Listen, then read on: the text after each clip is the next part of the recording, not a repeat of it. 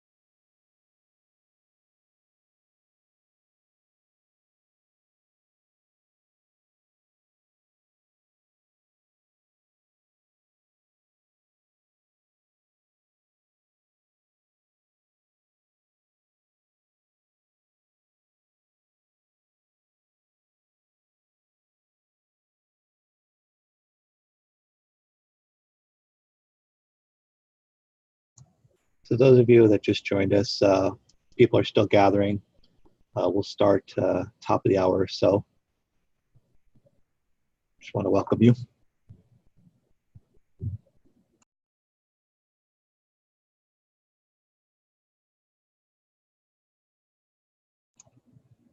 Somebody want to give a thumbs up or a comment in the chat if they can see the presenters?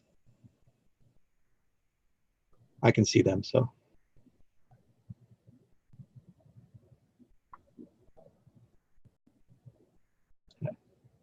All right, thank you, Terry. Thank you, everyone.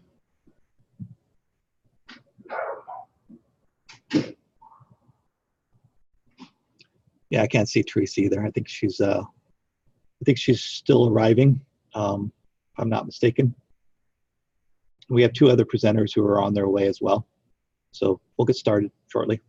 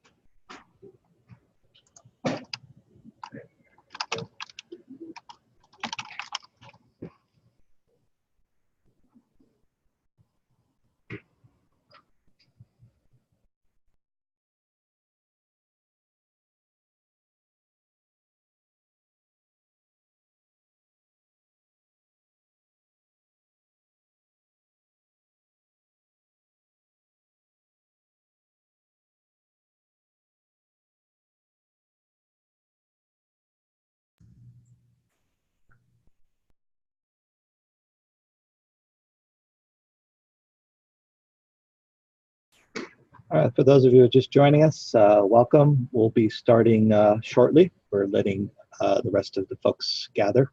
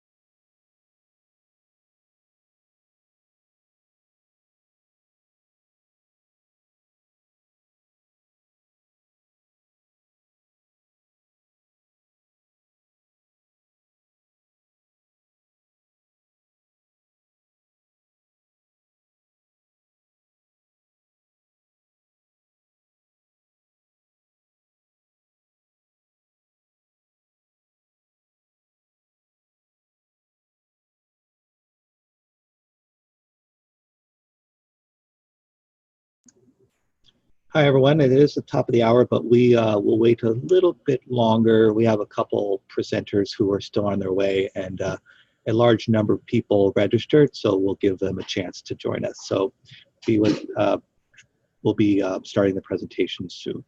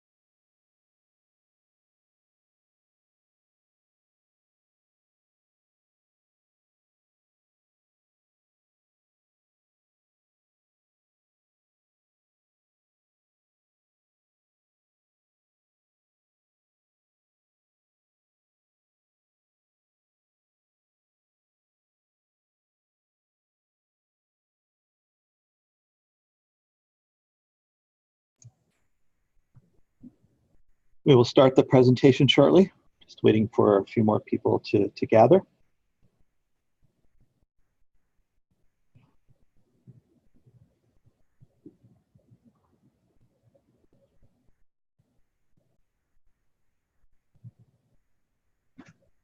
A reminder that this session is being recorded and it will be available on the IT Service Management Google webpage within 5 business days.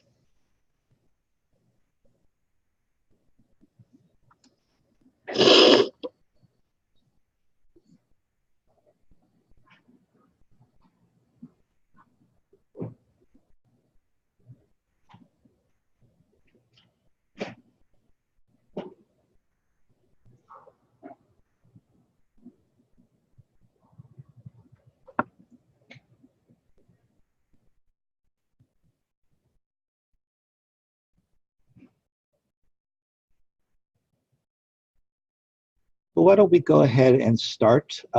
Cass, if you don't mind putting the title slide up, and we can start the presentation. We do have 2 presenters who are scheduled to present.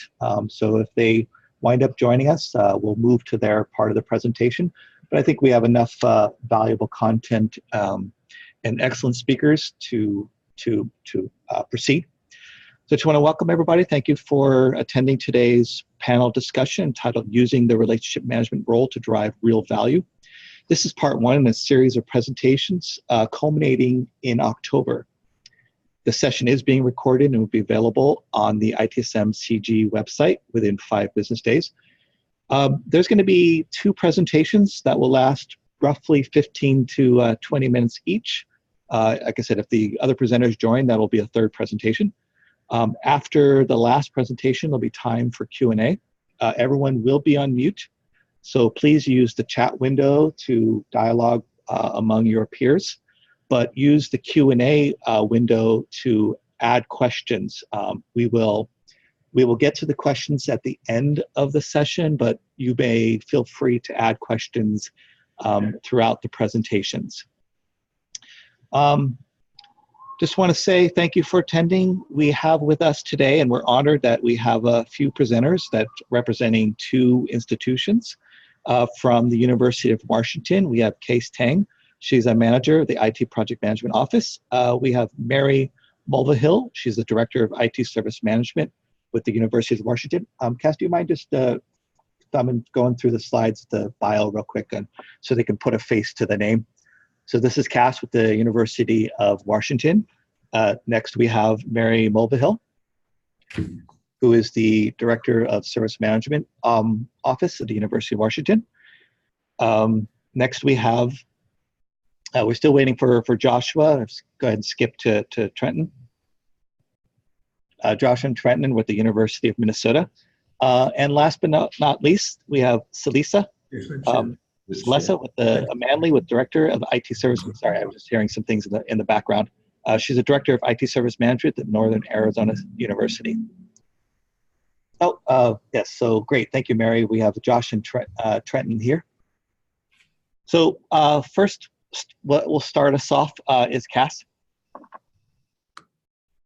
Mitch, thanks so much for your organization and passion for hosting webinars like this today. It's really an honor to share our story. I'm Cass Tang, manager of the Project Management Office and a first-time EDUCAUSE webinar presenter.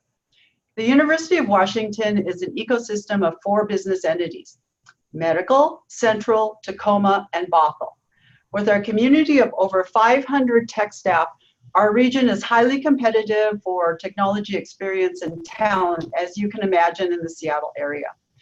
The Project Management Office that I oversee manages high priority projects that span across the entire ecosystem. The business voice is extremely important. Eventually, we seek to have an enterprise PMO for consistency and standardization, as well as economy scales across. The PMO also leads a PM-oriented community of practice. The Service Management Office oversees all services, defines service management roles, practices, and tools, and they provide training, and they also lead the service-oriented communities of practice. The technology staff supports all business entities in many ways with the challenge of differing state, local, and federal constraints. This leads to the needs for services to adapt where possible, but still keeping scalability and standardization in mind.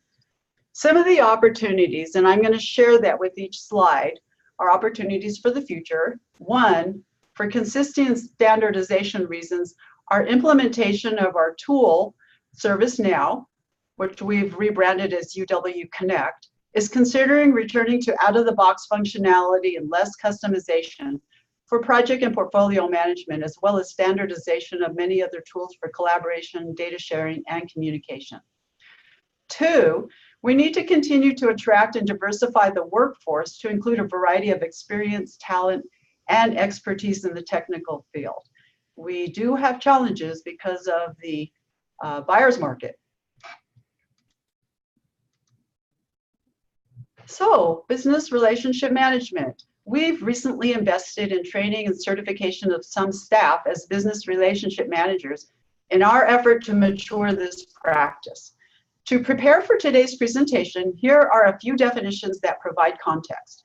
ITIL-4 and Business Relationship Management Institute all recognize the improvement needed to co-create and co-identify changes within any enterprise. In other words, collaborate. ITIL-4 identifies an actual role that facilitates communication and understanding between customers and technologists by establishing a good relationship between the two. Success is measured by customer satisfaction, as always. The Business Relationship Management Institute identifies capabilities needed, emphasis on value realization, cutting across silos, and I'm sure most of us can identify with that, and encouraging collaboration. So where are we in our journey? My peer, Mary Mulvihill, has prepared this wonderful visual of a pyramid with the base where most of us are at in our current state, the middle portion for moderate application of relationship management best practices, and the pinnacle, which we probably will not achieve, nor does it make sense for a lot of our higher ed. So we are currently at the base level with some islands of work at the mid-level. So our maturity, our main divisions, and we have several divisions in our IT organization, have varying levels of progress along the business relationship journey, from having a previous relationship directly between customer and developers. The customer, in effect, had the developer's phone numbers on speed dial. The request was received and tracked on spiral-bound notebooks or sticky notes. In this scenario, it is very difficult to succeed. Then, relationships between customer and service management and project management provided an opportunity to gather requirements and prioritize with the big picture of requests in the queue. Finally, we are beginning our journey to develop strategic planning between those closest to the customer and helping to predetermine what work to consider before we spend too much doing the requirements gathering. Some of our recently certified staff are starting a community of practice to catalyze our relationship management maturity. The University of Washington provides input from business in various entry points, as you can see here.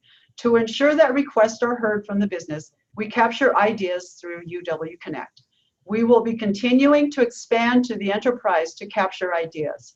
To help guide creation and brainstorming of ideas, key strategies are captured on high-level documents we call strategies on a page, or SOAPs.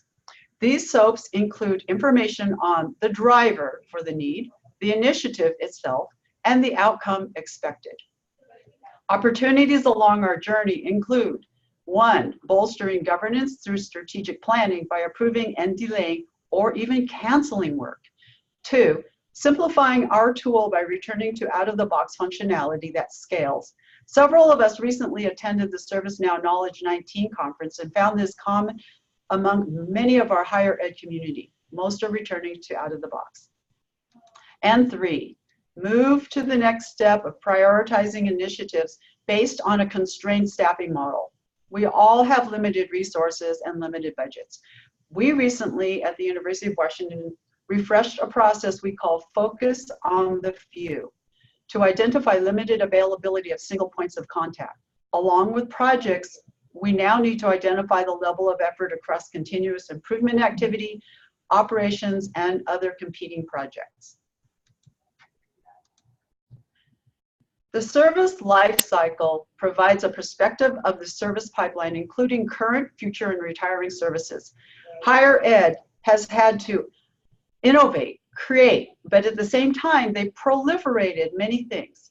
The majority of our initiatives today are consolidating and standardizing. This comes with increased requirements for more organizational change management in an effort to help people transition to the new ways of doing things. The voice of the customer is needed. Retiring systems have become more involved. So now I'd like to introduce Mary Mulvihill, my cohort in service management. So I'm going to stop share. Mary, take it away.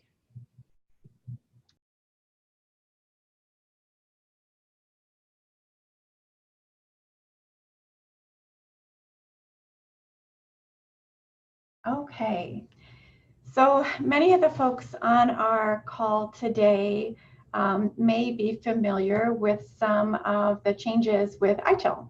So ITIL has a new release, ITIL 4, and in there they talk a lot about the service value chain. And so when I looked at the service value chain and I was wondering, well, where does business relationship management kind of fit in? And really where it fits in is that there's a great emphasis on value creation. So relationship management as a practice is essential in identifying and maintaining where the value of those IT partnerships exist. So when we want to find out what does the university need from IT, we have to go out there and find out. In other words, we need to engage.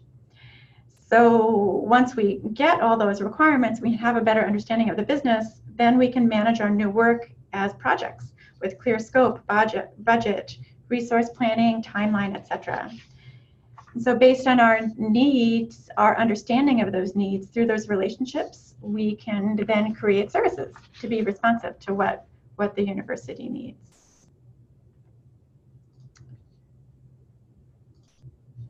So ITIL4 also emphasizes engagement and relationships in these two specific areas. The engage value chain activity, its purpose is providing a good understanding of the stakeholder needs, ensuring transparency and continual engagement.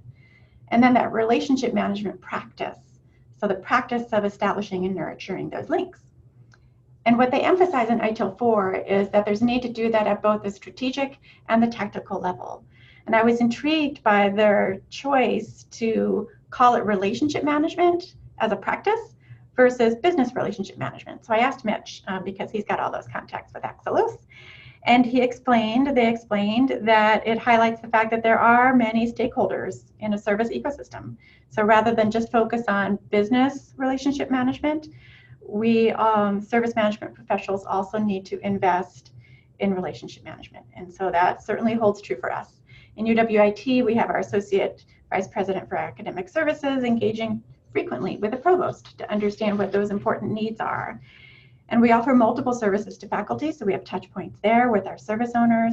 And we often run projects where we have business analysts and project managers also forming and maintaining relationships.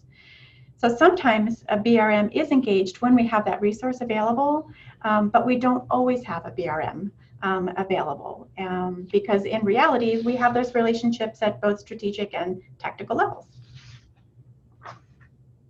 So the approach that we're looking at is, well, where can we leverage the BRM concepts in those roles? So if we look at a business relationship manager as a connector and a translator between the org and the business units, by connecting, orchestrating, and navigating, we can kind of extract those key concepts and look at how we can apply that. So where we do have some certified business relationship management professionals, we engage them in our scenario to work on a couple of our major capital projects to help ensure common expectations and successful outcomes. That's been a win-win for us. And then one is also engaged in a high-profile software project. So now we've been kind of leveraging it at a project level, the specifically trained business relationship managers. But what we want to do is extract the concepts that are highlighted on this slide to see where we can scale that out to the organization. So here you see some of the kinds of roles that we have in our central IT organization. Here at the University of Washington, we have both a central IT org and we also have distributed IT across the university ecosystem.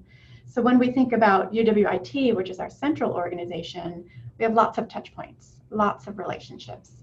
We have relationships at the governing board level. We have roles of business service owners. Of course, our CIO has lots of engagement at the executive level at the university, our associate vice presidents as well, assistant vice presidents. But then we also have service offering owners and managers, our business relationship managers, our business analysts, enterprise architects, subject matter experts. So lots and lots of touch points. So just some examples of some roles where at both the strategic and the tactical level, there would be value in applying some of those essential concepts. So when we think about what's realistic here at the University of Washington in our central IT organization, and we look at practice maturity, what I kind of looked to is, well, what are some of the guiding principles that ITIL4 is presenting to us that apply here? And I think especially that progress iteratively with feedback, keeping it simple and practical, really important. The priority to collaborate and kind of focus on value on this effort. So as Cass mentioned, one of our business relationship management trained professionals is getting ready to start up a community of practice. That way we can start sharing some knowledge. Then where we can, in the PMO, we can include some of those relationship management folks on projects. so we can ensure that common understanding on project outcomes. From the service management office perspective, we can look at where do we need to adapt some of those roles to reflect that relationship management aspect of roles. And then maybe a stretch goal, we'll have to see how we could do this, but kind of start figuring out how and if we could document, log, and maybe coordinate some of those objectives. So Cass and I would like to thank you from the University of Washington. And now we're going to turn the stage over, I believe, to Josh and Trenton from the University of Minnesota. So I'm going to go ahead and stop sharing. We're going to give it our best shot here. All Just right. real quick, we are getting some questions in. I will try to answer them as they come up, and also at the end of the presentation, we'll have time for Q&A.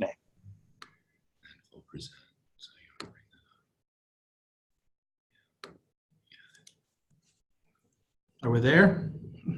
Can you guys see our first slide? It might help to put it full screen mode if you can.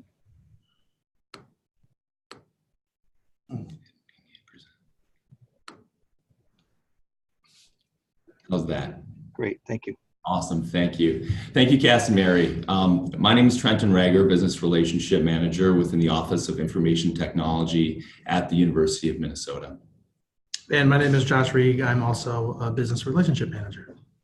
Great. So here at the University of Minnesota, there are 3 pillars to our mission: research, education, and outreach. We have roughly 50,000 enrolled students and approximately 20,000 employees geographically distributed throughout the state across 5 system campuses with 300 research, education, and outreach centers spanning 87 counties of the 87,000 square miles of our great state. The University of Minnesota has a highly integrated yet distributed IT service management function, employing approximately 1,300 IT staff. The university's Office of Information Technology employs 6 BRMs. So, given the university's size and distribution, we have to ask ourselves, how do we mature business relationship management to effectively co-create value throughout the entire system? Our Office of 6 BRMP certified business relationship managers was spun up 5 years ago, mostly operating within this BRM maturity model at the ad hoc and order taker levels, with the goal to move to trusted advisor or ideally strategic partner levels with our key stakeholders and decision makers. One of the first steps we took involved dividing the University of Minnesota into 6 balanced portfolios. Those portfolios were based on existing relationships with IT, projected effort to influence, number of key stakeholders, and business affinities of the colleges and the administrative units within each. This allowed each BRM to focus on developing relationships with our stakeholders, meanwhile developing business expertise within each of our portfolios. Through 3 major processes and programs owned by our BRM team, IT governance, BRM for all, and BRM specialization, which we're going to get into here, we found ourselves moving up the desired levels of business relationship management maturity model with collegiate and administrative partners who are now asking IT to come to the table for strategic conversations, ultimately resulting in that desired co-creation of value that we're all looking for. My colleague Josh Reig will now talk a little bit about those aforementioned programs and processes owned by our BRM team, and he's going to kick it off with IT governance. So the IT governance process is foundational to the work of the BRM here. And at the University of Minnesota, the BRM team manages the annual process that ensures IT is at the table with stakeholders to discuss the university priorities and objectives. So the input mechanisms of this process include our IT user feedback survey and our focus groups. So last year we retooled the survey to include at a minimum a general satisfaction rating for every IT service provided on campus, whether it's provided centrally by the Office of Information Technology or locally by departmental or collegiate IT staff. This includes questions for over 130 services. We work with the service provider to kind of dial in the question for their service, and we allow for custom questions. So for example, some of the service providers will ask users to rank initiatives. So would they rather the tool was faster, had more storage, or was available 24/7? And this allows the service provider to create the most value for the stakeholder and best deliver what is actually needed. The survey really allows for tactical feedback that we can provide to every service provider on campus. The focus groups are more strategic. Each year, the BRM team meets with the leadership of pretty much every department and every campus to discuss their priorities and objectives for the coming year. The BRM team then uses this information to make recommendations to IT leadership for IT initiatives and priorities to make sure we're aligned with the mission. So what are the possible outcomes from the process? Sometimes it's a formal community of practice to bring the community to get together to solve an issue we've uncovered. Sometimes it's an event. We've been partnering with Google for the last couple of years to have a Google Day event and offer an entire day of Google tool training and discussion. And we did this because it was clear from the focus groups that people felt the Google Suite was underutilized. Sometimes the outcomes create awareness campaigns. Sometimes they help build support to launch new technologies and create value based on the demand that is surfaced through the process.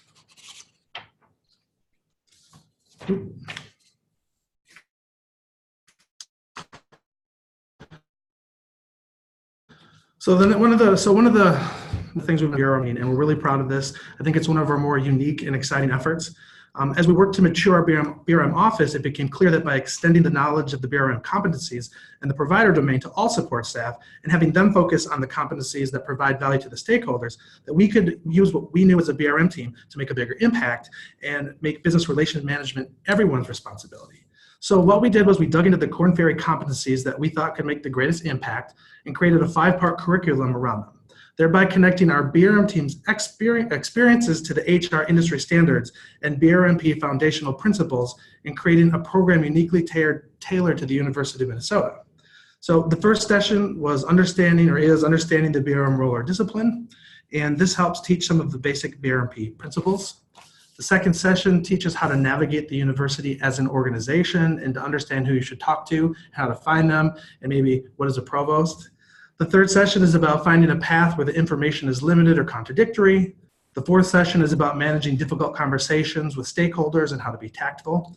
And the last session is really about ensuring accountability, taking action, and making sure you're providing the most value that's available from your service. Our first cohort has just completed the final course, and they're working on their capstone project. They've been asked to use the data at their disposal within their service to pitch an improvement or new process that would create new value for their stakeholders. And we're really excited to start looking at the next cohort. With that, I'm going to hand this back to Trenton to talk about to introduce BRM specializations. Fantastic. So BRM specialization, there are 5 existing specializations being focused on within our team. Each of these specializations is led by business relationship managers who possess the necessary competencies to ensure success and highlights additional ways in which IT co-creates value with the University of Minnesota's strategic partners. The first of the 5 specializations is Continual Service Improvement, or CSI. CSI is the responsibility of all within the organization, but various barriers and competing priorities tend to impede progress and momentum. The Continual Service Improvement Manager, who is also BRM, owns this specialization and dedicates time to establishing a repeatable improvement framework and guides others to drive improvements through to completion. Generally, this role has broad responsibility for process and service improvement activities, including reviewing processes, identifying opportunities for improvement, holding IT service teams accountable for progress, measurement, etc. IT Business Management Consulting is an internal agency comprised of 2 BRMs who provide IT strategy and collegiate and administrative unit stakeholders by focusing on leadership, compliance, and local IT resource optimization through assessment. With reductions in administrative IT budgets university-wide, we're seeing an increase in demand for the specialization from business units who can't afford to be wasteful and who are trying to understand how to get the most out of IT. There are several common triggers that might inspire an IT business management consulting engagement. When a local IT leader leaves their role at the university, a BRM will serve in an interim leadership capacity, providing direction and management of local IT teams and the services that they provide. When an audit report highlights compliance issues, a BRM, who is well-versed in the regulatory and non-regulatory requirements, will leverage subject matter experts and strategize with IT service providers, developing compliance plans and submitting evidence for audit finding remediation. Finally, assessments. This is a part of the IT business management consulting that's really growing right now. When a dean or VP would like to see their local IT resources better utilized to support the specifics of their individual unit's mission, BRM engages IT service teams and local business leaders to identify risks and opportunities, and ultimately makes recommendations on how IT resources should be better utilized. Now I'm going to hand it back off to Josh here, and he's going to talk about the final BRM specializations. The next specialization is IT portfolio management. Our IT portfolio is an interactive representation of our distributed but highly integrated IT business function. It includes IT service organizations from across the university system and in-depth information regarding their services and technologies. It creates value by guiding IT decision makers to leverage existing and relevant tools and services to meet their needs. It also creates value by providing a transparent, collaborative space for technologists to share resources and expertise. The IT portfolio project began several years ago, and the full version launched earlier this year. IT at the University of Minnesota consists of the Office of Information Technology, providing the commodity enterprise systems, and the local IT departments that are close to the business provide specialty solutions and innovating on the edge. And as you can imagine, there are a lot of solutions out there that already exist. So for example, if you're looking to digitize a process, it could be difficult to figure out whether someone's already done this or there's already, someone's already solved that problem. The IT portfolio prevents us from reinventing the wheel. Next specialization is the Technology Advisory Council. The Technology Advisory Council, or the TAC, is the advising body of our Enterprise Architecture program. It's comprised of BRM serving in our fourth specialization as Business Technology Architects. They're ultimately the point of contact for the requester from the inspiration through implementation phases. The rest of the TAC is comprised of specialty architects who are experts in domains such as usability, accessibility, data security, etc. And these experts aren't necessarily in the Office of Information Technology. They are actually from different colleges, system campuses, and even administrative units.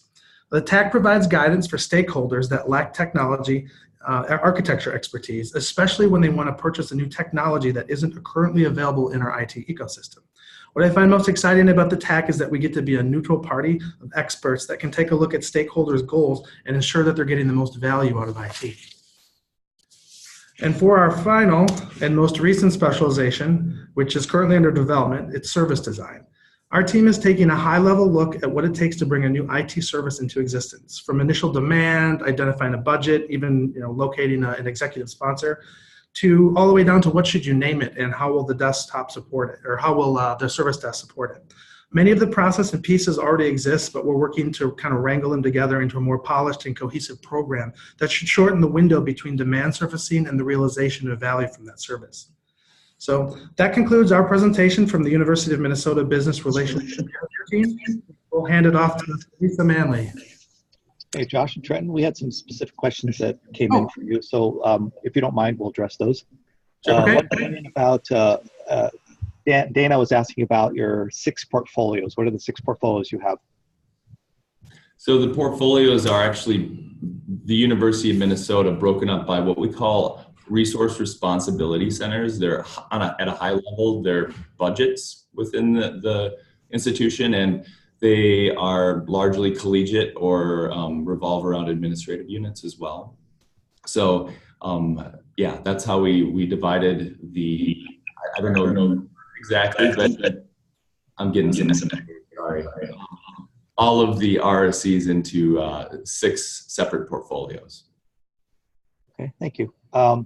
Ellen is asking how many resources, FTEs or consultants do you have working in your BRM team? We have 6. And then Joel is asking who makes up the cohort, faculty staff, IT staff, college administrators, etc.? For the BRM for All training? I'm assuming that's what Joel was getting at. Largely that's been on our service desk, some of the tier 2 support staff and some of the team leads. We've had interest from other areas and from other campuses, so we are kind of, it was kind of a pilot, so we're starting to expand a little bit. Great, thank you. Then Cass just made a comment. Somebody's asking about the SOAPs, SOAPs. She's going to send something out to, we're going to send something out to the attendees after the webinar. So thank you for that question. This is just a general question. people are asking about BRM. Is it a title and a role? Anybody want to jump in that question? I mean, I would say yes, and we have that title and the role, and as part of our expansion of the BRM competencies, we are trying to make it a role that everyone thinks about.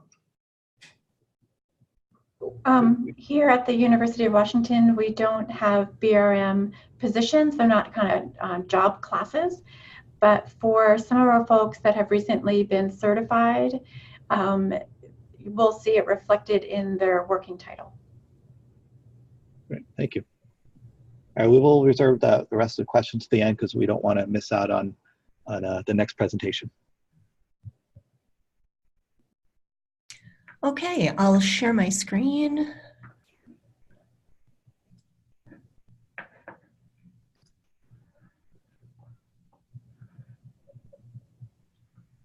All right, thank you everyone for inviting me to share some information about how our business relationship management offices and our service management offices can work together to affect more positive change and build positive relationships with all our stakeholders. A little bit about us here in Northern Arizona. Northern Arizona is a large four-year public institution. We're located in beautiful Flagstaff, Arizona, but have a tremendous online and statewide personalized learning program with campus locations as far away as Tucson, Phoenix, and Yuma. We have 30,000 students and almost 2,000 faculty. Our emphasis here is on research and leading the way to a better world and local economy and community, particularly through our focus on student outcomes and student success. I really want to underscore that personally as a new member of the Lumberjack team, that the commitment here to our students and their experience and their ability to accomplish their learning objectives is unparalleled in my professional experience. We take that very much to heart as we design all of our programs and cultivate those relationships with faculty and the colleges on our mountain campus. Here at the Information Technologies Organization, we have recently centralized, bringing all of our IT staff who were previously distributed across the different colleges on campus into a single organization under our Vice President for Information Technologies and Chief Information Officer. Together, we're now about 225 folks. The Service Management Office is brand new, and I'm excited to be building its program from scratch. We have 2 staff now and are rapidly writing job descriptions to grow our team. Our mission is to implement ITSM. We also leverage the ServiceNow platform. We're currently working on developing our catalog, our portal, and cultivating a community of service owners who practice leadership for the services we deliver to campus. Those of you who are familiar with ITIL may know all 26 processes across the 5 life cycle phases, but there are a few that I wanted to highlight here today. I feel that these in particular offer an opportunity to jointly work with our business relationship managers to close what I call the experience gap. Sometimes our customer relationships are affected by an experience that doesn't match the customer's expectation. And I'm not just talking about ticketing. I think a lot of us who got started in ITSM started with request fulfillment and incident management. We tend to think about ITSM as being very much a service desk function. There's a lot more to the practices and processes that can deliver value to our customers. And if we think largely about ITSM as a body of work, we can touch on some of those areas where we can work with our business relationship management partners to close that gap. So there's really opportunity whenever we find that a customer's expectation hasn't met their experience. There's really an opportunity for us to grow. So the first area I wanted to talk about of interest to business relationship managers are service metrics. I think that the Service Management Office can provide business relationship managers with much more information than our average speed of answer or our first call resolution rate at the support desk. We can educate and inform and share knowledge about the health of our services and where they are in the life cycle. This can help business relationship managers point customers to a solution that better meets the needs that they're experiencing. I think there are 4 particular measures taken both singly and in combination that could be interesting to business relationship managers. Those are the usage of the service and how that's trending over time, which services are growing or might be ending their natural life cycle and headed towards retirement. I think it's critically important for business relationship managers to understand the quality, reliability, and performance measures around the services offered in the portfolio, to have an understanding of what is the service level expectation and what is the actual availability that's been delivered over the last quarter, year, or longer, depending on how long you've been collecting these measurements. A sensitive subject that comes up frequently is the cost of services. If you're a recharge unit and you need to recover some of your costs, wholly or in part through customer chargeback, you may get feedback as a business relationship manager about whether the cost of that service is justified given its value proposition to the university. Truly understanding your total cost of ownership can steer those difficult waters and have that conversation based on facts. I also love qualitative data, not just the quantitative, and BRMs are often leading the way in customer satisfaction surveys. I recommend doing an annual service review with your business relationship managers, both to keep broad awareness of what is in the portfolio, but also to have a sense of these health metrics. All of this data shared transparently with the customers helps to build trust. And since we're both in our different practices trying to build healthy and positive customer relationships, we need that trust. Service level agreements can also help establish trust and close that opportunity gap. SMOs, or service management offices, can provide business relationship managers with copies of existing SLAs that may exist, and business relationship managers can in turn provide information about where the customer satisfaction is or isn't being met within those SLAs. So we can either change the customer experience, change the value that the service is delivering, or better manage the customer expectation through training, documentation, education, outreach, and those core skills that we talked about before in negotiations. And having these conversations, talking about where those gaps are and how we can address them, shows that we're really taking ownership for what we're doing and that we are again demonstrating transparency and building trust.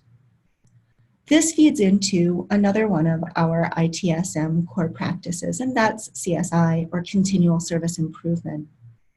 Any information that business relationship managers can share with the service management office, whether it's feedback they're receiving or formal survey data, or information about pent demand, what needs aren't being met, can help fine-tune the performance of these services over time. In turn, the service management office, largely because it works so closely with the service owner and product manager or service offering manager communities, can share its roadmaps. Where are its services in their life cycle? What should business relationship managers be communicating? Is there a service that perhaps is winding down or undergoing a major transformation? Business relationship managers can help our customers navigate those transition times to maintain success throughout the service life cycle. We can also help give you information about changes, priorities, the strategic roadmap of the IT portfolio, and where that's headed so that your customers are always in the loop. We like to not have any surprises.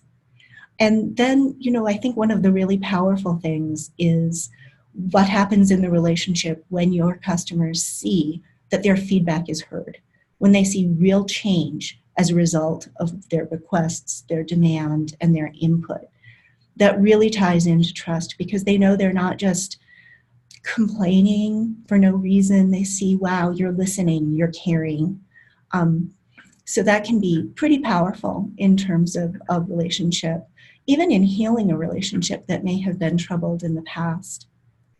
Now, this is a touchy subject, but many service management offices have a key role in managing major incidents. So I think that we have an opportunity, now that we've got some trust through using data and negotiating our SLAs and showing our customers that we're hearing them, I think we have an opportunity to directly engage our stakeholders in all stages of major incident management, both before we suffer an outage, to during the event, and afterwards as we learn together. Before an incident, business relationship managers can provide the service management office with critical information about the business impact of an outage in the constituency that that business relationship manager serves. We can learn about the impact, dependencies that exist within that customer's ecosystem, and we can involve our customers in tabletop exercises, drills, and other reviews of our readiness. During the incident, we hope that our BRMs will reach out to their customers, highlighting the areas where they're feeling the most effect of what's going on and feeding that into our incident management team. While the service management office is coordinating the larger incident response, BRMs can do very targeted communications with the folks they know and have established relationships with. Afterwards, and this is what many people find difficult to do, we talk about the root cause of what happened and what we learned as an organization about our performance during that difficult time. It can be intimidating to share that information with your customers and to be transparent, but hopefully in the earlier steps you've built that relationship of trust so that we can see how that information is being used.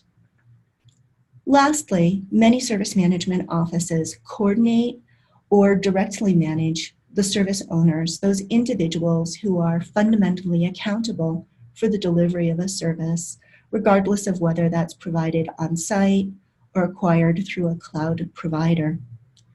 These service owners are a tremendous resource for the business relationship managers. These service owners are points of contact for questions and concern. They can be paths for escalation in negotiation or resolution of conflict. And they provide a model of accountability, ensuring that that customer feedback is heard and acted on as appropriate to the nature of it. This ties into sharing the strategic vision for the IT portfolio, the roadmap for specific services, and giving business relationship managers additional resources for analysis and dealing with the demand that comes in through their organizations. There's an area we don't often talk about, which I think would be interesting to explore with the business relationship managers, and that's how do we as IT organizations interact with service owners who may not reside within the IT organization. So let me be a little more clear there. Many of us manage applications for other orgs, right? We may manage a laundry application or a parking application or a dining application, but we in IT are not charged as being the one driving dining services or parking services. There are other orgs in our campus who are doing that, and we're being a trusted custodian of their technology. So what's the business relationship manager's role in acting as a liaison, a facilitator between the owning organization, which could be student and academic services or facilities, and IT as a manager and custodian of those resources? I don't have the answers in that space, but I think it's an interesting conversation as we look to the future. So with that, I'll turn it back over to Mitch to take questions. Thank you, Celeste. Thank you, panelists. We do have some time for Q&A. We had one question, actually a couple questions come in. I'll start with Kevin. This is back on the core measurements slide. He's asking about how do you measure quality? You can use many different measures, but I think that most folks resonate and have the ability to take availability or uptime. I prefer availability to uptime, but both are usually available from system performance tools. And customers do want their services available when they need them, right? So that availability metric, 99%, 99.5%, can be pretty powerful in speaking to the reliability of the service. You can, if you don't have that data or don't have it uniformly across the portfolio, also look at change data, the number of emergency changes, expedited changes, unplanned outages, changes that exceeded the maintenance window, can all give you a sense of whether or not the service is reliable and providing the committed negotiated value to its customers. Great, thank you. Mary is asking, and I think this is a great question for smaller universities or universities with a limited budget. She's asking if you have any advice, this is for everyone on the panel, with a limited IT staff and resource, but still want to place a focus or emphasis on the BRM, on key activities, which ones would you start with and start building that culture of relationship management?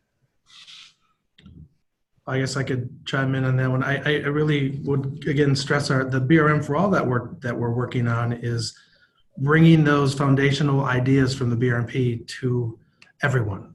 And so it doesn't have to maybe be one person or 6 people doing a thing. It's everybody doing a little bit of that role. And this is Mary with the University of Washington. Because we do have a person who was certified a few years ago in business relationship management, she's offered up to lead that community of practice. So I think, practice sharing is a good place to start without kind of a budgetary line item for investment.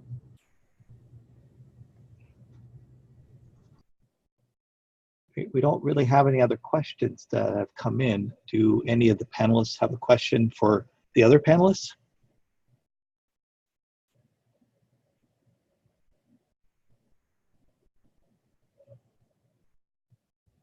Do you have any advice for a organization that is looking to implement a business? Oh, go ahead, Cass.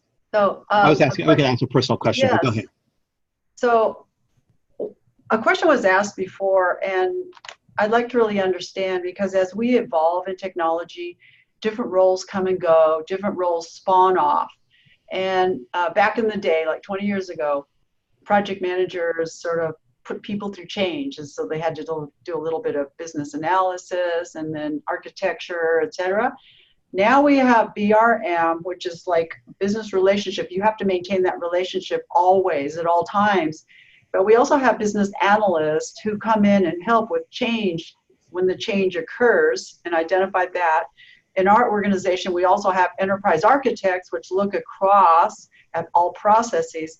So for small universities as they grow, even with big universities, because it doesn't mean that just because we're big, we're there too. We're struggling with this as well.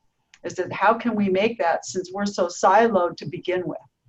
I'd like to ask the question, how do you think that evolves, Celissa, Josh, and Trenton? Yeah, I think, we've started it here. The programmatization of the BRM role being kind of the start. We're also beginning to do that with enterprise architecture as well, because frankly, we're not going to go out and hire a whole team of architects. So we're doing what we can do with what we have. So we have experts here. We have brilliant people who understand the ins and outs of security architecture, applications, data, et cetera. So we utilize them in the Technology Advisory Council, for instance, right? We're trying to do more of that. And as we solidify our enterprise architecture program, we'll have more to share. But that's something that we're beginning to do today. So I'm going to go to Ellen's question, because that's kind of the question I was going to ask as well. So thank you for asking, Ellen. She's asking, how is BRM initiated in your organization? How was it initiated in your organization? Was there some sort of convincing that you had to do with leadership? And if so, how did you accomplish that? And what kind of support did you ask for in terms of resources and budget? For us, that's a very complicated question. I'm trying to go back almost 6-7 years ago.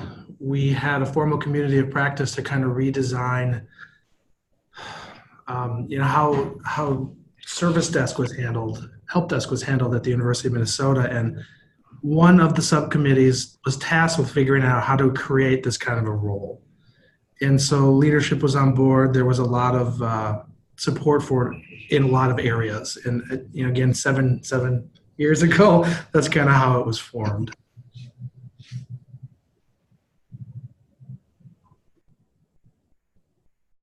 Mute, Cass, go ahead. Yes. So my observation, and I've been in this role just for 1 year, but in higher ed, but what I've seen is that people exist today that are really good with developing business relationships, and they've maintained those, and they've tried to help the technology group come along to meet the business's needs. So I think that there are sometimes pockets and jewels of people who do that really well. And in a way, developing that community of practice and bringing those people together would really try to solidify that role and help each other get even better and tailor it a little bit to your environment. Because each of our universities sort of have a different driver, a different bent to it, sort of unique. Yeah, I would say that this is one of those roles where there's almost a natural fit, where certainly people are performing this function already, but maybe not without the same verbiage or framework, or and so it'll be a toss-up to see what's the value of adding that additional structure. And I think that's where we're kind of at, is where might there be value in dedicating a resource for that particular role, and where might it make sense to leverage some of the best practices that we can extract for it. Yeah, you would see we call them liaisons, but a more formalized role, I think, is in the works. We have a number of questions just came in. I know that we are at 5 minutes of the hour, so let's just try to roll through some of these. So Sal is asking if any of you have aligned the BRM role with specific functions like HR, facilities, that kind of thing.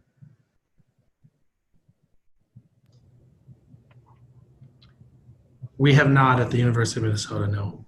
No, we don't have one position performing that. I'd say we have multiple touch points for those two examples. Okay, thanks. Mary's asking, do you use the BRM role to intake projects? And if so, how long is the typical turnaround for intaking projects with the BRM leading this effort?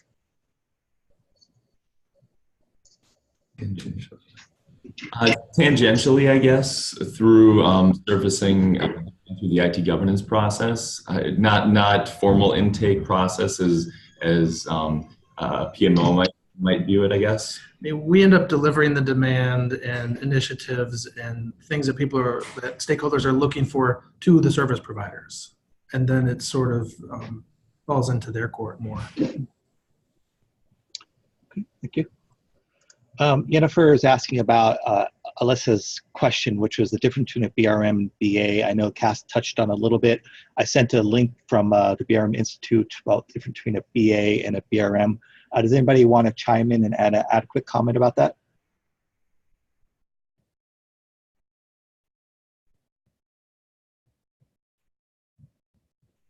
Okay, go ahead, Cass. You want to take the question about how important the certification is?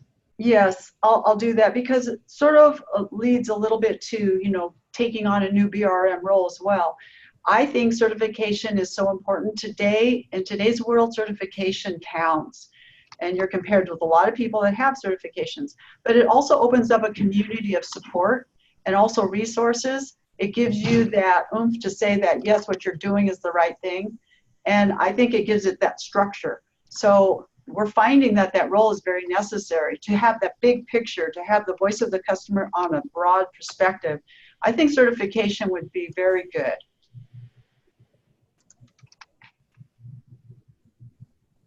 All right, well, I appreciate everyone's time. We're actually close to the top of the hour. This concludes the presentation. I want to thank the panelists again for sharing your time and your insight with us. Please refer to the slide decks for the presenter's contact information. They're willing to have you contact them. Stay tuned for more exciting events. Refer to the ITSM webpage for all the latest information. Like I said, the recording will be posted within 5 business days. We have access to resources. Please take a moment to click on the link when you get the presentation deck to take the survey. If you're not a member of the IT Service Management Community Group or the Business Relationship Community Group, or I think we have got Project Management Community Group represented here on the call, take a moment to join one of those 3 great, awesome communities. The transcripts will be provided as well. If you have an idea about a webinar, if we've got a platform, if you've got a voice, reach out to me directly. Again, thank you for your time, and everyone have a great rest of the day. Thank you, everyone. Bye-bye now. Thanks, Mitch. Thanks, everybody. Thank you all. It was great. Bye. Bye. Bye, everyone. Thank you. Bye. Celissa?